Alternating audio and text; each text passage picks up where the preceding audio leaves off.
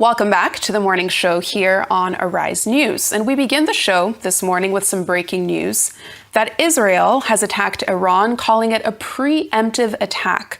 After this development, the Israeli Defense Minister Israel Katz has declared a, quote, special and permanent state of emergency across Israel.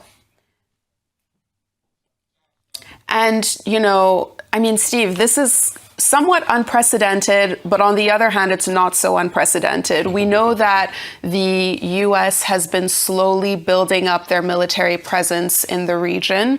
We know that President Trump has repeatedly been talking about the possibility of striking Iran. And, even in his State of the Union speech, he referenced Iran several times. So there's essentially been a lot of allusions to the fact that U.S., Israel, and Iran are at a tense moment right now. And it's difficult for them to, to have to be able to kind of deal with all of these tensions. And so now all of that is culminating with these strikes. And I think that, just yesterday, we know that the American embassy in Israel had told Americans there, get out now. Yeah. And so to me, that was a stern warning. I mean, they didn't say that anything was going to happen.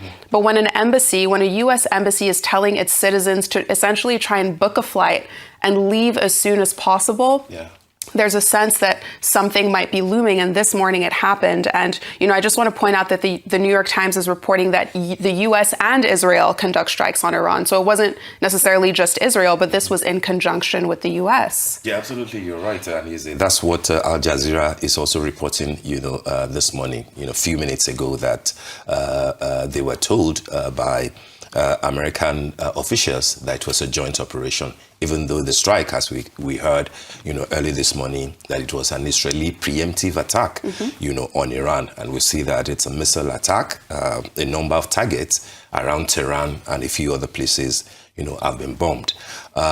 You're correct to say that when it slipped through the news yesterday, that Israeli American embassy in Israel was urging, that was the key word as at that time, urging Americans to leave while commercial airlines were still operating. Of course, that gave an indication that something might be in the offing, even though President Trump, either at the State of the Union speech that he had, or even when he spoke with journalists, didn't quite say that a decision had been taken as to the possibility of American government attacking Tehran or attacking Iran. But of course, we could sense that after the last round of negotiations in Geneva, didn't produce any deal that will satisfy the Americans. It was a given that there might be the possibility of conflict in that region, which is sad, given the fact that, President Trump has always been talking about peace, even though it looks like his rhetoric changed slightly when he missed the Nobel Prize, for peace. And it looks like he now considers that military option could be an avenue to achieve peace, which is ironic, isn't it? And so what do we expect? I mean, Israeli government has already declared a state of emergency, given what has happened this morning. And they're asking their citizens to stay close to shelter. I think that the Israeli air space has already been closed, which is an indication that this might be a long-drawn, battle. We haven't heard directly as of now from the Iranian government. But of course, because of the way that the riots panned out, with thousands, not just hundreds, killed, and America taking a strong stand at that point, coupled with the fact that America said it would be zero tolerance as far as uranium enrichment, and nuclear power capability is concerned. It has to be zero tolerance. And of course, Iran says that will be an assault on its sovereignty, and that there are other reasons why you might want to develop uranium enrichment other than, trying to use it in a bad way. We do not know yet how the other countries in the Middle East will take this position, even though we know that many countries in that region tend to view Iran, with caution, given the long-drawn battle between Iran and Iraq in those days, and of course the fact that if Iran, being the only one among all the other countries, if it's able to develop a nuclear weapon, even the Islamic countries in the Middle East feel threatened. But then how will they respond to an Israeli attack, or what now looks like a joint military action, by the US and Israel on Iran? The worry that many people, have had was that if US attacks Iran, of course, the battleground in a way will also be Israel, because Iran can't directly hit America. And Iran says, if you do this to us, of course, Israel will be the target, and we will deal them, a huge blow. And so this is where we are, on this beautiful Saturday morning. It's now all about conflict in that very volatile region. What will be the point? Israel says is for our safety, because we do not trust Iran. Right. And this is a preemptive attack. Right. What will be the point for America? Will it ultimately lead to a regime change if there's an all-out military conflict between the joint forces of America and Israel against Iran? Trump was a bit evasive, and he says, well, he couldn't answer us at that point. Maybe that would not be the idea, but that if it happens, maybe that would be the end result of it. If there's a regime change, could that also be part of what a huge number of Iranian citizens who have been deprived of their rights, reportedly, who feel that they can do a lot more if there's a regime that respects human rights, etc. Would that be what Iranian citizens will applaud? Right. We don't know, but of course there are suggestions as to the fact that even after the riot of a few weeks ago, even only last week, there was another set of riots, for Iranians saying that, no, we do not agree with this government. Definitely. Will that be a sort of green light to the American forces or to the Israeli forces to say that a vast majority of Iranian citizens will probably prefer a regime change? If they do, should it come from outside forces? Will it be like what we saw in Venezuela, right, where President was just basically picked up and then he landed in his pajamas in New York. So how will this affect, the rest of the world, particularly as it will concern the prices, price of oil, for example, stability in the region, threat of, the use of nuclear weapon. Those are the things that many people will be, worried about. But of course, a lot of clarity will happen as the day progresses, particularly on how Iran might want to respond. Definitely. And I also think, I just want to drive home the point you made about how for so long the U.S. has preached about peace. And I think that it's particularly President Trump. Yes, exactly. President Trump. And it's really interesting to essentially see how this has shifted so much, especially in his second term. You brought up Venezuela, the way he airlifted their leader out of the country. We've seen him use, aggressive rhetoric when it comes to talking about Canada, when it comes to talking about Greenland. And it's interesting that someone who essentially campaigned on an America First policy seems to be kind of imbuing this globalism, this aspect of we want to impose America's presence on the rest of the world. And that isn't something that I think necessarily rings very well at home with his base across the country. I don't think American citizens are especially excited about the potential of another war in the Middle East. So I think that this will be interesting to watch, especially as we head into the midterms as well. Absolutely. In November, how will all of this kind of come together? That remains to be seen. But yes, good speaking with you about this breaking news. We'll see how it pans out. We will see. But yet another war, it's not the most desirable thing, but you know that when it comes to Iran, things can, deteriorate, very rapidly. But we watch. Yes, we will watch that situation and bring you any updates as they come up. Well, after all of that, it's now time for the week that was. Let's take a look at some of the top stories that made headlines around the globe this week, including the National Assembly has doubled the campaign spending limit for presidential candidates to 10 billion naira, under the newly enacted Electoral Act 2026. Now, this significantly raises the financial thresholds for political contests ahead of the 2027 general election. Senate Leader Opeyemi Bamidele disclosed the revised limits in a statement outlining key reforms introduced in the new electoral framework. According to this statement, the upward review of campaign spending limits is contained in Section 92 of the Electoral Act and reflects current economic realities and the rising cost of political campaigns. Under the repealed Electoral Act 2022, presidential candidates were restricted to a maximum campaign expenditure of 5 billion naira, so it's gone up by 5 billion. The spending limit for governorship candidates has been increased from 1 billion naira to 3 billion. Senatorial candidates can now spend up to 500 million naira. That's up from 100 million. While the limit for the House of Representative candidates has been raised from 70 million naira to 250 million naira.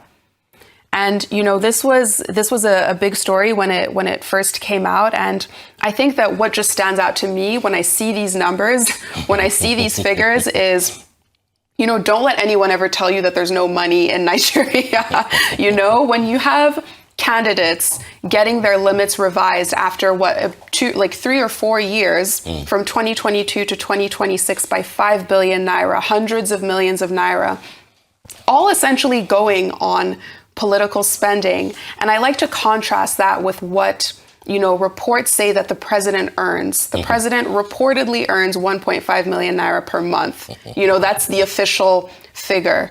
Now, if you're allowed to spend countless times over that on just campaigning alone, it begs the question of where is all of this money coming from? You know, the experts and stakeholders have said that these new guidelines or these new laws are somewhat symbolic because a lot of the times it even goes above these numbers that we're seeing. These are, you know, factors to think about our transport, you know, from one local government area to another when you're campaigning, you know, hiring people, facilities, logistics, and these numbers essentially just keep racking up.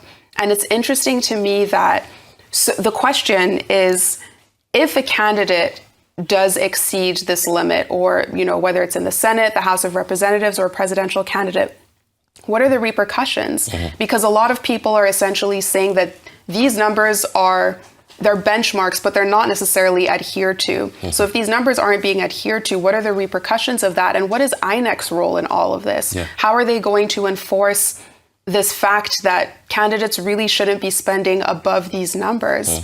And where is all of this money coming from? And then finally, the point that stands out to me is just the fact that ever since the last elections, there's been this latent fear, or PTSD, as I like to call it, when it comes to money and elections, you know, scarcity of foreign exchange rates. What will all of this mean for 2027? Will people still be able to access money readily and easily when the numbers have been raised this much? That being said, it's important to, you know, keep into context the fact that inflation is real, and, you know, these numbers might be adjusted for inflation, but they're still incredibly high. And what I mean, Adeze, you know, this is also part of the responsibility of the National Assembly, you know, and in a way, INEC, to review and adjust campaign spendings, you know, to reflect, you know, current economic realities. And it's, of course, contained, you know, is a matter of law. It's, of course, contained in the 2026 Act that has been signed into law by the president. And this is important so that those who will be contesting, from president to governors to senators to House of Reps, you know, and to House of Assembly members in all the states, you know, they need to have an idea of, since we're no longer going to use the 2022 law, you know, what does the new law, you know, say? And it's quite, you know, explicit to say that, yes, we understand that inflation will have an impact, and there's a 100% jack-up, particularly for the presidential and the governorship, you know, campaign team. For the presidential, raised from 5 billion to 10 billion, as you read out. For governors, from 1 billion, you know, to 3 billion, more than 100%. Senators from 100 million to 500 million naira, reps from 70 to 250 million naira. That's what the law allows them to spend, to raise and to expend on their campaigns. But of course, you are very spot on when you asked, how will this be monitored? Because essentially, at the end of the day, it is the responsibility of INEC to now monitor, and regulate these campaign spendings. But people say that, and it's a logical thing to say, you will have close to 5,000, if not more than, individuals across all the different parties who will be running for various offices in 2027. But of course, the campaigns start this year, given the revised calendar of the timetable that will lead to the elections. INEC does not have up to 5,000, staff members. And therefore, how really will they monitor? Will it just be based on the bank accounts of the political parties or the individuals who are running? If you say a president, for example, shouldn't spend more than 10 billion naira, and in 3 months of campaign, that presidential candidate has to go through all the 36 states of the federation. Some of the states he will have to visit twice. In most cases, they will have to charter aircraft, private jets to move, because there are some other states that will have to visit in one day, move from point A to point B. If you put all those costs together, it's a wild guess to say that there is a possibility that they will spend, far more than what has been recommended to them. But then there's also the other argument to say that, what about not necessarily donations, but donations that you get in kind and not in cash? If I donate my private jet to you and the cost is to me, will that be factored into the 10 billion for a presidential candidate or the 250 million, to a House of Rep member? So those are the things. But for me, you can see that even the opposition parties are already saying that, no, review the law. We are not comfortable with what has happened and everything. But this is not a bad idea at all, because it is at least closer to reality than what they had for the 2023 elections. How INEC will now monitor is the major issue. But it's expected that INEC should do that. All right, we move on. And the United States House Committees on Appropriations and Foreign Affairs this past Monday officially submitted to the White House a report detailing their findings and recommendations on addressing alleged persecution of Christians in Nigeria. After redesignating Nigeria as a country of particular concern, President Bola Tinubu had mandated Congressman Riley Moore and Appropriations Committee Chairman Tom Cole to lead a comprehensive investigation into alleged persecution of Christian communities by terrorists and the security challenges plaguing Nigeria. The findings of the report stem from interviews with expert witnesses, a hearing and roundtable, 2 on-the-ground assessments through bipartisan congressional delegations to Nigeria, and close partnership with the Trump administration. Moore stated that the U.S. team now has a clear picture of the threats in Nigeria and the alleged persecution that Christians face. He said it was expedient for the Nigerian government to seize the opportunity to deepen and strengthen its relationship with the United States. All right, so the reports there, from congressmen, of course, it was our own government that said, we have nothing to hide, come in, make your assessment, and then, let's work together. So that's the report that, Riley Moore and Tom Cole have now submitted for the perusal of President Donald Trump, how Mr. Trump will now deal with this, and if it will now, of course, the larger Congress will have to take a position on it. So if they now say that, we have a clear idea of what is happening in Nigeria, what does the clear idea say? That there has been genocide, or that the Nigerian government is now willing to deal with the perceived genocide of Christians? Would that also take on board the fact that mosques has also, are also being blown up, that Muslims are also being killed, even though, of course, it's on record, and we know for a fact that, a large number of Christians have also been targeted, and killed. we had the interview that the First Lady had on a few American stations where he said, we can't really call what is happening a genocide. And that what is important is that the Nigerian government is more than ready, to deal with the situation, which is the whole point of why this report has now happened, because the Nigerian government says, we are opening our doors, see what is happening, and then work with us so that we can both defeat this common enemy. And I think that that's the important word that the Nigerian government is saying. Maybe it's a bit hard for them to acknowledge what has happened in the past, particularly before 2023 when this administration came on board. But of course, you also can't discountenance what has happened in Benue, what has happened in Plateau, and what has happened in Kaduna, in Borno, in Kwara, lately in Ondo State and parts of Oyo State in the last 2.5 to 3 years. And those are the reasons why many Nigerians and a number of Americans, particularly those who are leaning to the Republican parties and the Christian establishment, are saying that, no, you need to do a lot more. Whether you admit or not, there has been something akin to a genocide. You need to do a whole lot more. Yeah. Part of doing a whole lot more, in my opinion, is the fact that, the Nigerian government is now working very closely with the American government to say, let's work together to solve this monster that we are confronting. I hope that there will be timelines as to what can be done, because blame games will not necessarily help when it comes to who was guilty, who didn't do what.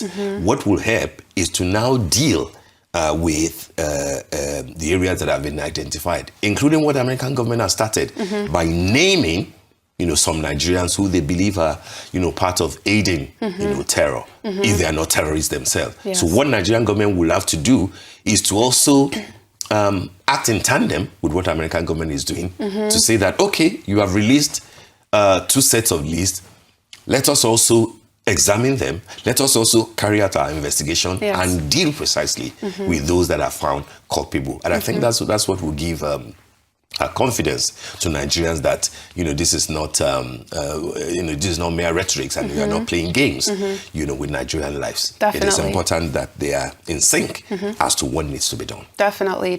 I mean, I think you've said it all. This report, I think, is just the culmination of the fact that the U.S. has essentially had Nigeria under a microscope for the last few months, ever since Trump made that first post on Truth Social where he said that he'd be guns a-blazing. He'd be doing things to Nigeria that Nigeria has never seen, designating us as a country of particular concern. I think there was this idea that maybe that might be short-lived. Trump may be interested in Nigeria in October, but by November he might have moved on. Clearly that wasn't the case. That's right. In December, we had that Christmas Day strike. As you mentioned, we've had all these meetings between National Security Advisor Nuri Badu going to D.C., congressmen coming here, and they've been talking to people beyond government officials. U.S. officials have been talking to religious leaders. They've been talking to regular citizens. And you made such a good point by listing out all of these states that have been absolutely battered by terrorism in the last few years, and they went to some of those places. So I think the U.S. has a very clear image of what's going on in Nigeria. Now, like you said, whether they're able to broaden it out and say that it's not just a Christian genocide, that this is something that all Nigerians are, experiencing, all Nigerians are affected by it. And what's interesting to me from this report is that the U.S. also gave recommendations. They essentially said that as much as the country is going through challenges right now, Nigeria can actually use this moment as an opportunity to rejig or refresh their relationship, their diplomatic relationship with the U.S., which has faltered in the last few years, not just with the U.S., but Nigeria's presence globally has diminished compared to where we were years ago. So I think that, like you mentioned, Nigeria can really use this as an opportunity to show that we can take control of what's going on the ground, by hiring or by appointing a new Minister of Defense, by appointing a new Inspector General of Police. I think that we're seeing those steps, but whether it can actually lead to something tangible remains to be seen. And very quickly, what is also very important is for the Nigerian government to have the mindset of defeating the terrorists, like the Mexican, Prime Minister is doing now, to say that no, we won't allow cartel, and even if human rights, will stand in the way, we will find a way around it. The same way that the El Salvador president is talking to say that you cannot negotiate around crime and terrorism. A terrorist is a killer, and he doesn't deserve, to falter. Yes, we need a zero tolerance policy.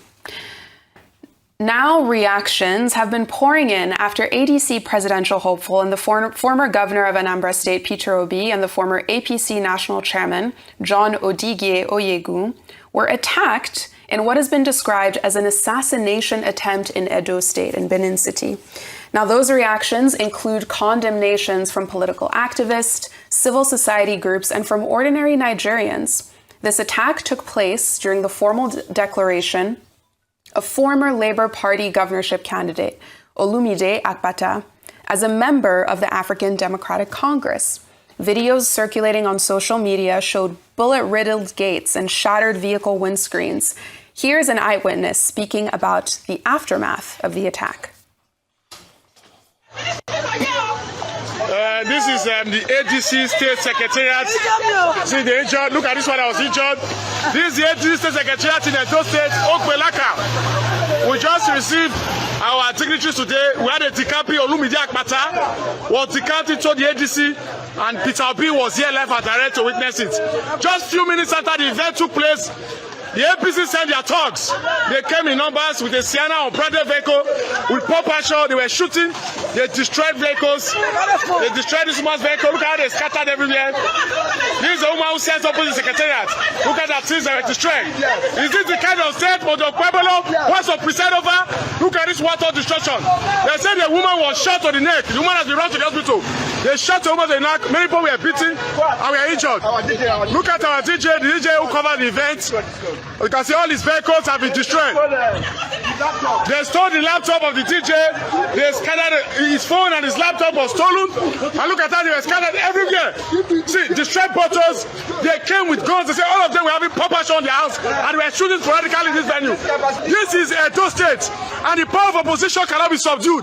Everybody who wants to join the APNTC must be allowed to join so. We have the right to gather, we have the right to participate. Any form of intimidation and oppression that they are using in this state to oppress us will not be allowed to accepted. This is totally unacceptable. Like that person said, I mean, this is totally unacceptable. The fact that I think that people generally feel like there's always a certain level of thuggery and violence in Nigerian politics, but for this to be happening is totally unacceptable.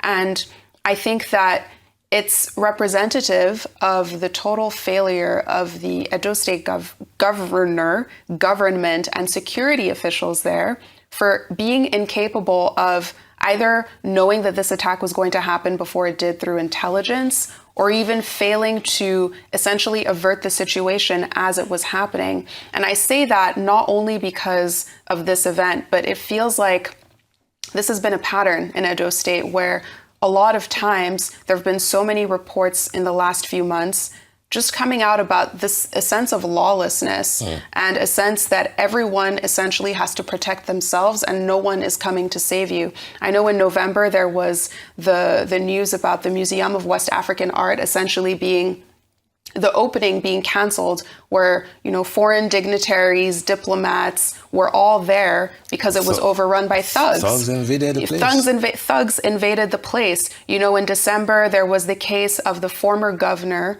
Pedro Obaseki, the governor of Godwin Obaseki, who was essentially... It's a cousin to the former governor. Yes, exactly. Dr. Don Pedro Obaseki. Exactly.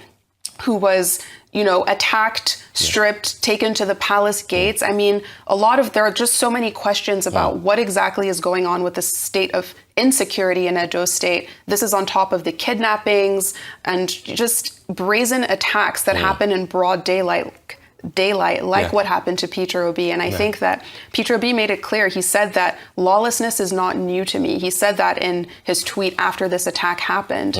But I think that, you know, as states kind of grapple with insecurity in different ways, there has to be a sense from the highest level that this is something that's top of mind for them. And That just hasn't been the case with Edo State. I think that a lot of times when we hear the governor kind of speak out about it, and they did condemn this attack, let me make that clear, but a lot of times it's a lot more skewed towards campaigning and saying that, you know, Governor Monday Okpebolo saying that he's willing to secure 2.5 million votes for Tinubu in the state, saying that he's willing to resign if Tinubu doesn't win in Edo State. Where are the speeches talking about how you're going to protect all of the citizens in Edo State, from former presidential candidates to the opposition party to regular citizens? People going to Edo State should feel safe, and that's non-negotiable. Absolutely. Absolutely. I mean, it's a shame that Edo State has not been in the news for the right reasons, you know, lately. And Edo needs to do better, a lot better. That's a land of culture. You know, that's a land of heritage. This thuggery that seems to be enveloping that beautiful state is sad, frankly speaking. And to what happened, you know, a few days ago precisely to the ADC chieftains, I mean, it should be condemned, you know, by all and sundry.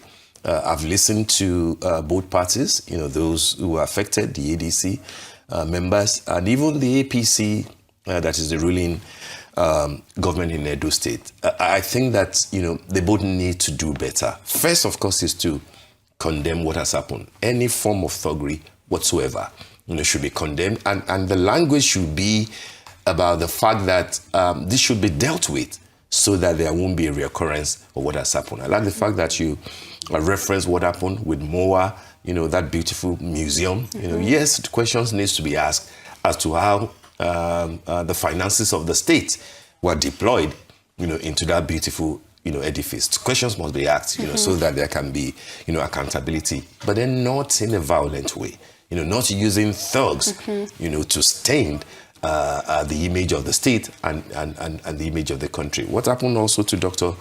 Don Pedro Obaseki, you know, even if he has any political leanings, it is his right to belong, you know, to any party. It should be condemned. But I like the fact that he has gone to court, you know, to challenge what has happened.